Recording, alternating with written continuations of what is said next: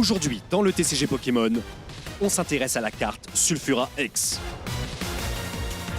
Elle fait partie des premières cartes X à voir le jour. Il s'agit d'une carte du set Rouge Feu et Vert Feuille sorti en 2005. Il sort à l'occasion du jeu éponyme, remake du premier jeu.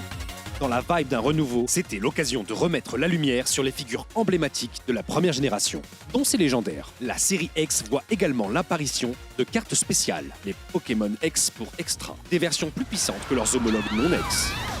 Attention, bien que présentés comme identiques en Occident, il ne faut pas confondre le Pokémon X et X en majuscules, qui sont bien identifiés comme différents au Japon, avec des mécaniques différentes. La carte présente un Sulfura modélisé en 3D, jaillissant ou survolant des flammes elles-mêmes rendues par ordinateur, et on sait à quel point il était dur de rendre du feu crédible à l'aube des années 2000. L'effet crumble holographique sur la carte et son contour holo lui donne un aspect très rare, surtout à l'époque de sa sortie.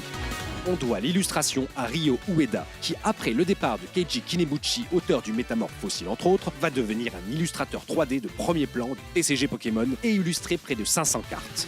Sulfura X ne sera pas réédité telle quelle, mais une carte promo du set promo Nintendo de 2003 fut la première carte Sulfura X à sortir. Puis un Sulfura X de Team Rocket de X-Team Rocket Returns, et on verra apparaître une carte Sulfura X de Team Plasma du set noir et blanc Tempête Plasma. Mais ce n'est pas tout. Avec l'arrivée de Pokémon Pocket, c'est pas moins de 4 nouveaux Sulfura X qui apparaissent.